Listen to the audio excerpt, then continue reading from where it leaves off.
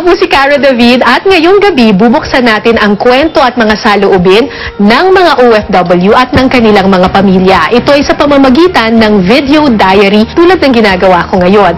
Tatlong iba't ibang mga OFWs, mga domestic helpers, ang magbabahagi ng kanilang mga video diary sa atin ngayong gabi.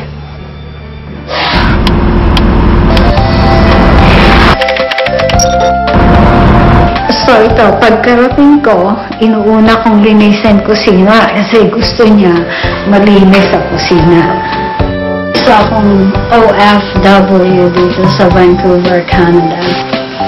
Umalis ako sa Pilipinas noong 1984. Isa akong single mother.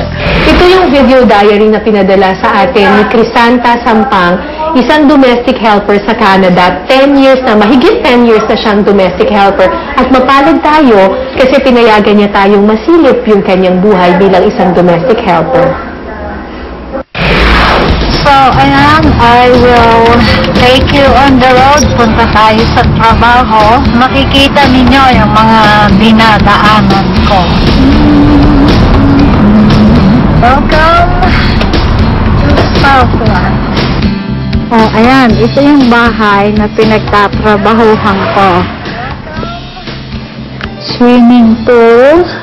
Tapos, beyond the swimming pool yun, sakayan ng kabayo. May mga kabayo sila. Service car ko yan, binigay sa akin ng aking boss. Ito yung picture ng boss ko, si Auntie Donna. At yung anak niyang si Sydney. Mabait naman ang aking amo, mababait sila. I have been working part-time for 7 years. Ang trabaho ko doon, maglaba, magluto, maglinis ng bahay. Pero alam mo, ang pinakamahirap na parte ng buhay ng isang DA, yung makikisama ka at makikitira sa mga taong hindi mo naman kilala. Pag nagkasakit ka, ikaw lang ang mag-aalaga sa sarili mo.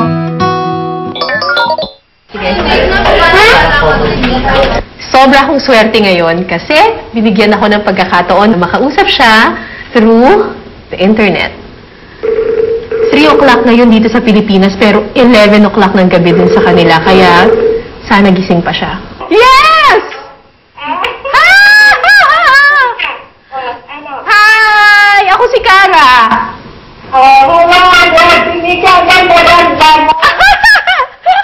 Ano yung pinakamahirap na parte ng pagiging DH? Ang pinakamahirap talaga yung malayo ka sa pamilya mo. Ako si Maricel Sampang. Anak ako ni Crisanta Sampang. Ito yung house ko na bigay ng nanay ko. Tigisa kami ng kapatid ko para magkatabi.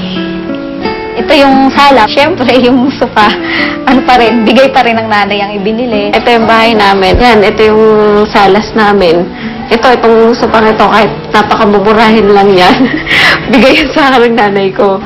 Naiiyak ako kasi ang alam ng ibang tao, okay lang kami na gano'n na walang nanay. Pero mahirap pala, parang psychologically, yun yung lagi kong sinasabi na psychologically, alam mo sa sarili mo na may kulang. Ako naaalala ko lagi ang aking mga anak. Iniisip ko, ay kumusta na kaya sila?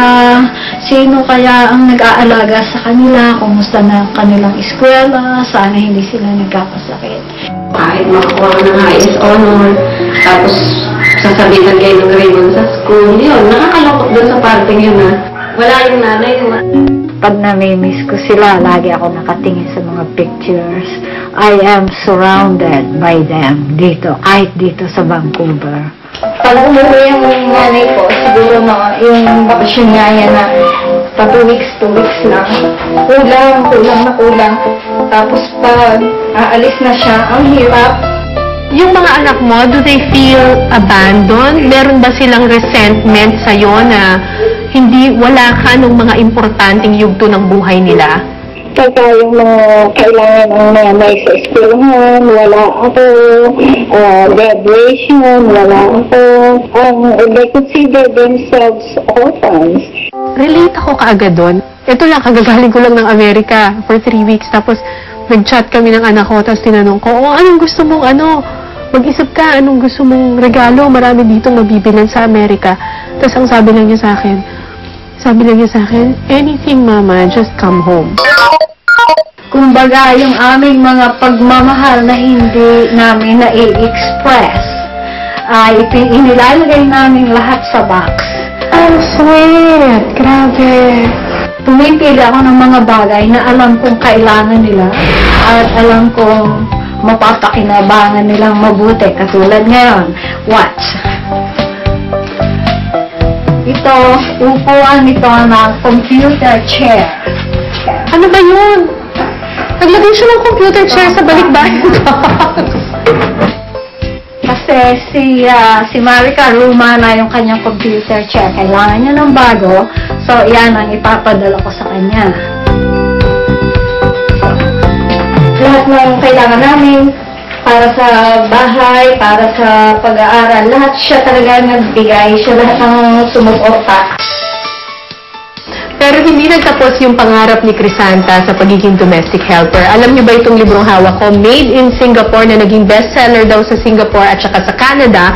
Tungkol ito sa, nakasulat dito, The Serious, Quirky, and Sometimes Absurd Life of a Domestic Worker. At ang nagsulat nito, Crisanta Sampang.